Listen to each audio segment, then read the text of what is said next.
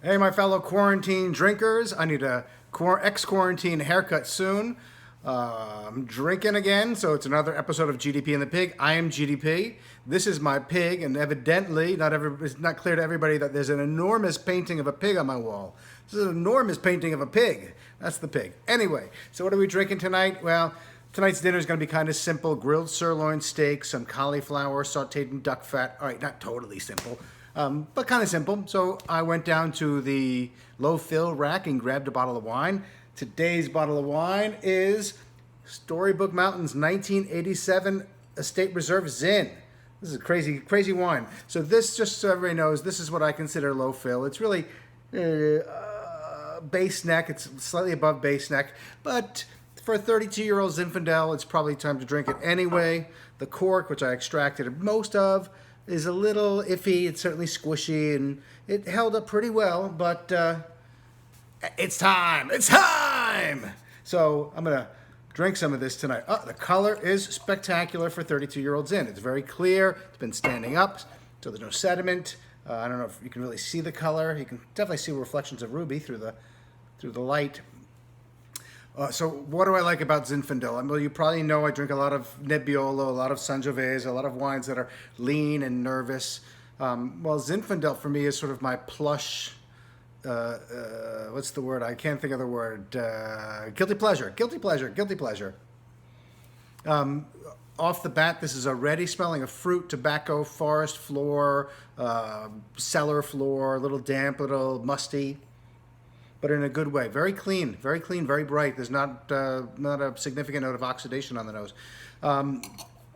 So Storybook Mountain Vineyard is north of Calistoga. It's in a weird part of sort of between, I guess it's in Napa Valley. It's between Napa Valley and Knights Valley. There's a road that connects the two, and it gets sort of storybookish. It gets a little big trees and not so many vineyards and mountainous and cool breezes. It's a very special place. The vineyard where this came from, I don't know when it was originally planted, but it was originally laid out 100 years ago or more.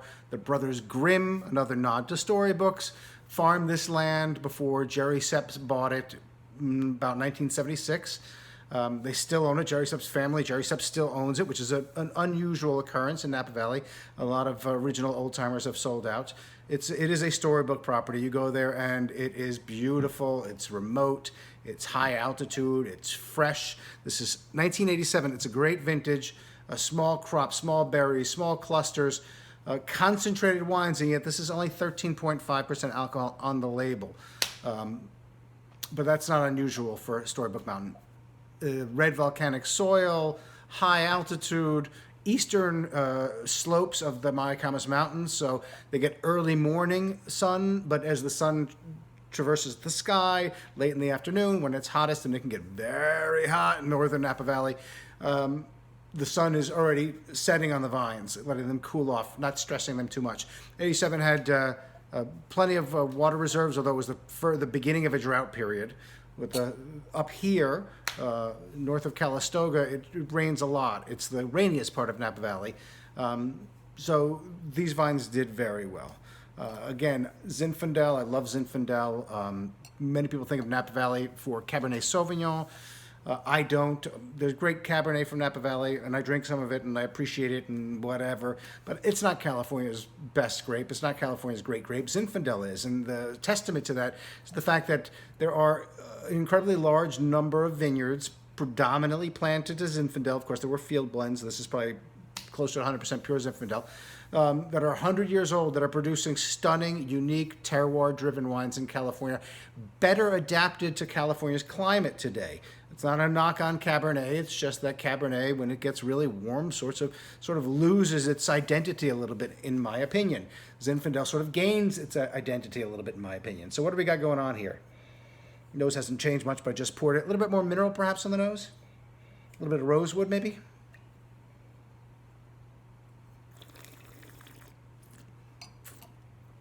Oh, little tight.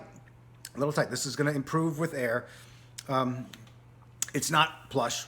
I do today. My thing with Zinfandel is when I want a plush wine. This is very muscular, sinewy. It's not lean, but it's lean for Zinfandel. It's long. It's still got red fruit. It probably has some red soil impression from that volcanic soil. That might just be my brain playing tricks on me. It's a little sanguine. This is going to go really well with rare sirloin steak. It's got a similar sort of level of intensity and complexity, meaning intense, not super complex.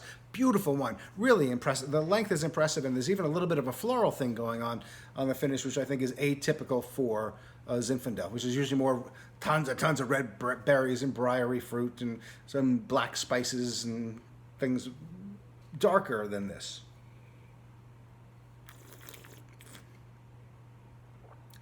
This is still tannic. This has got great acidity, phenomenal balance. It is a low fill, lowish fill with the cork that's getting ready to fail, but it is absolutely 100% intact. It's a testament to what Zinfandel can do. It really is spectacular.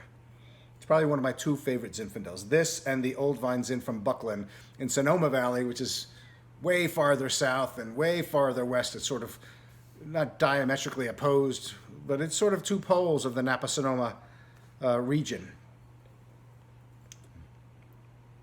I'm looking forward. This is a little minty now.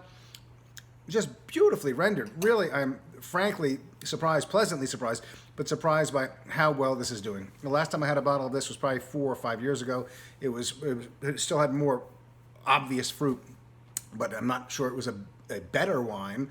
It depends what you want out of your bottle of wine. And I want something to cut through the duck fat on my cauliflower and something to pair to the sort of minerally rich, meaty flavors of a rare sirloin steak, and that's what I got in spades.